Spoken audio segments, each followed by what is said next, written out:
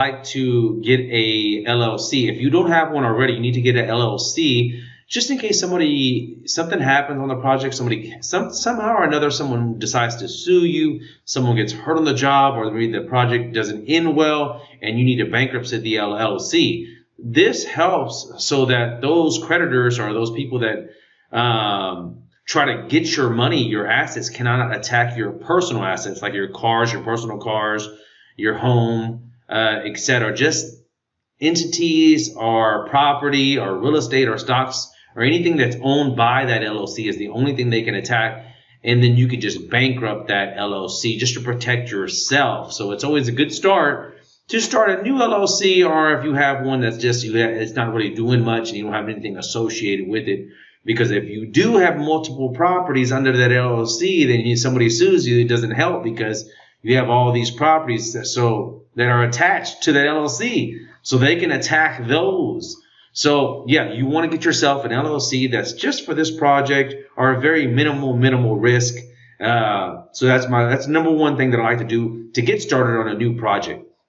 Okay, so you can do that. It's very, very easy. Don't think it's so complicated. Like you can go to, what's that called, like Zoom or something, LegalZoom. Yeah, LegalZoom.com. You can probably do it for like $400. It's very easy. A lot of people do it online, so don't think about that as being so complicated like you need an attorney. No, you can do it yourself. If you hire some other guy, just pay him like $50 to do it right. LLC corporation, it's not that hard. File the paperwork. Second thing that I like to do, once you get that LLC in hand, I want you to go to your bank and I want you to create an account specifically just for this project.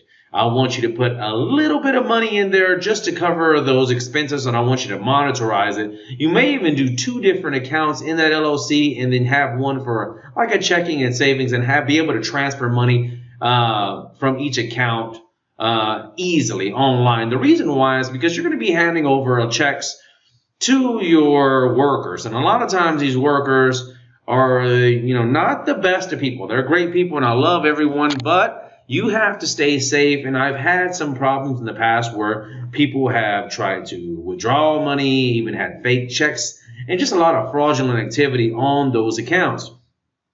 So what I do now is I start that new account and I put just enough money in there that in case they wipe it all out, and that's not going to be everything that I own. So I may keep like $2,500 in there, $5,000 at most, and then write checks on that account, And it does it for a couple other things as well. Not only does it minimize the risk of some kind of fraudulent activity on that account, but it also, you're going to be keeping an eye on your budget. So you know for a fact that it's going to cost X amount of dollars. So let's say $60,000. So you're going to put that in the main LLC account that's not associated with the checking account. So nobody has that account, so they can't just write a check out for $25,000 and take it to the bank, you see? So anyways, you're going to have $60,000 in the main account, and then you're going to have a checkbook account that you can write checks on, you see? And then you're going to be, as you spend, let's say the roofer is going to be like $3,000. So he may need $500. So you transfer $2,500 to that account, write him $500. Then you're going to transfer that little $500. Even if you don't have something complex, just get you a little spreadsheet. And you want to say, okay, well, if I have, let's go an easy one right here, just trash can. I know I need a trash can at this new project. It's going to be about $550. And let's say, for instance, he says, well, I need a $200 deposit. Then you should say here, $550. Then you owe him $350. It should have automatically calculated. Not sure why, but you see where I'm going on. This helps you stay focused on where you at in your budget. And it also helps just in case you need to refer back to him about how much you paid. Sometimes they'll get confused and they're just human. And they're like, oh, maybe he owes me more. No, you're like, I have it written down. I paid you $200. Now I'm going to pay you another $350. That's $550. We're totally squashed. And then you can go back to your checking account and have that paid. Now, when you're paying people, there's also one more thing that you're going to need to be doing is you need to make sure that you carry a lot of 1099s with you. Before you pay someone, you want them to fill out your 1099. A 1099 is basically independent contractor. They don't usually want to do this, but right before you pay them, you force them. I don't care, you're not here to go and check everybody's information, but whoever you write that check out to, you get their social security number, have them fill it out and sign it. Don't even touch it. Have them fill it out, have them sign it, and you pay them, and then you keep track and you hand that over to your CPA. Now, a CPA, everybody thinks that it's so expensive to have a CPA. No, a CPA, you give them all these docs at the end of your project. It usually runs about $500 to $1,000. Maybe he'll even do it even cheaper if he's doing your taxes, because it's not that complicated. It's not like you're doing millions and millions of dollars of projects.